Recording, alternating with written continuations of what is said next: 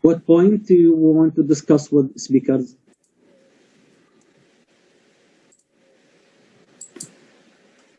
Please open your mic.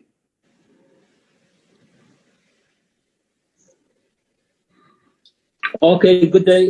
Really, I'm interested to hear this scientific talk about health leadership.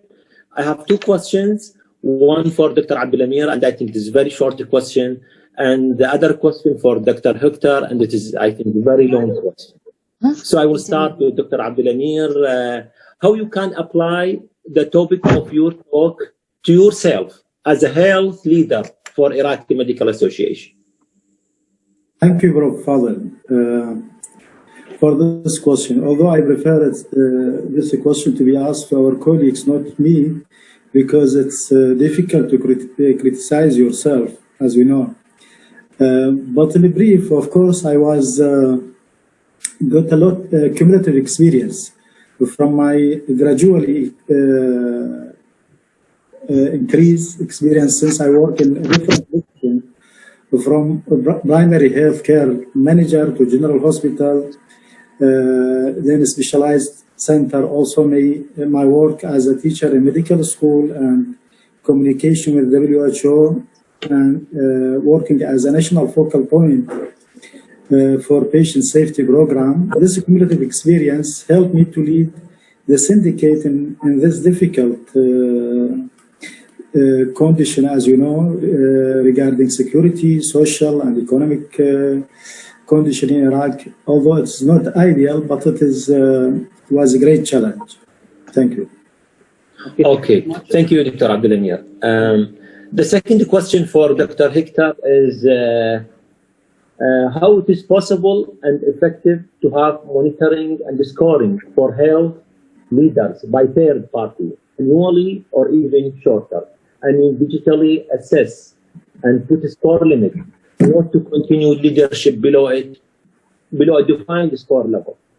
Scoring, for example, leaders' vision, a desired future and update, magnitude of innovation and change, ability to build effective teams. I mean, effective teams without inside team conflict. How can the leader create positive work cultures? Self and relative benefit versus health service providing. How is the health leader against and far from it? And how is the effectiveness of his plan in disease crisis or unusual health conditions? How you think this is possible and effective, I mean the scoring system, an improvement of health leadership, especially in developing countries? Okay, thank yes. You. Oh, very interesting questions. I think that part of the biggest problems that we have in creating effective future leaders is the way that we're educating the new leaders. And I'm going to only give you my experience here in the United States healthcare educational system for leaders. It's for doctors and nurses, but specifically focused on physicians. Unfortunately, over the last 30 years, we started specializing too much. We have doctors now that only specialize in the right hand and not the left hand. And as a result, their scope has narrowed. And unfortunately, that also means that their understanding of what's going on in healthcare and in the community is narrowed, so that when they do become a leader, they end up having a very narrow focus and understanding. Currently, the current president and CEO of Mount Sinai Medical Center is a physician assistant with a very large pattern of understanding.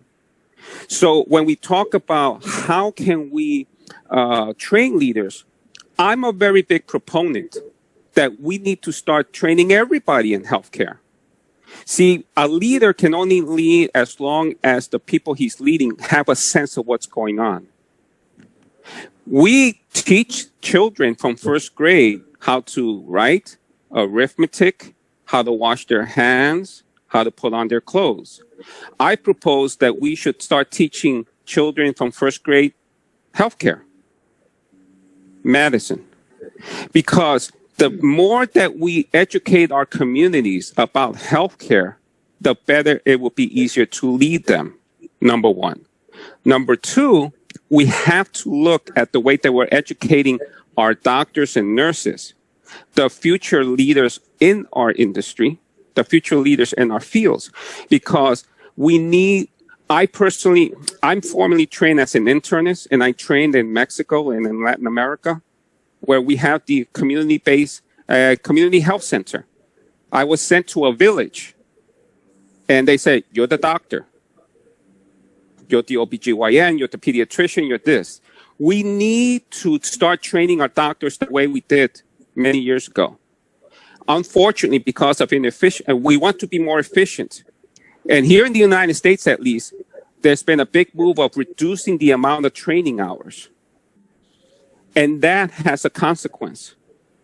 Now, so that if these doctors end up becoming the leaders, we need them to have a very wide focus of understanding of healthcare and how it can be provided. I agree with a lot of what my colleagues have said.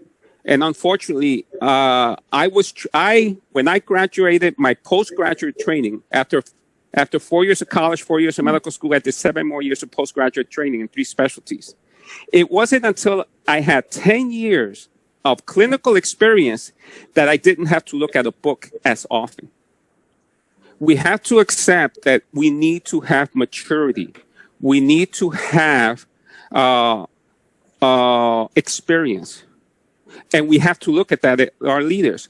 There are leaders that right out of school are very efficient and can lead very effectively.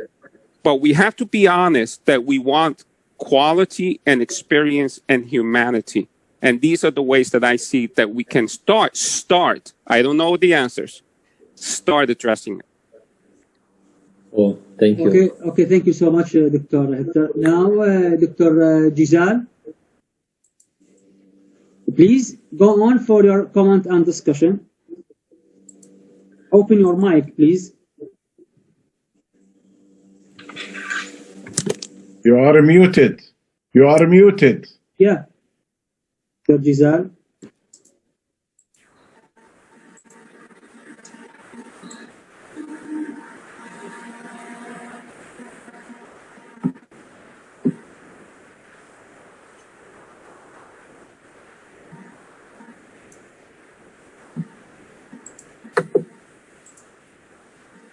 Hello, Dr. Hector. Can you hear me?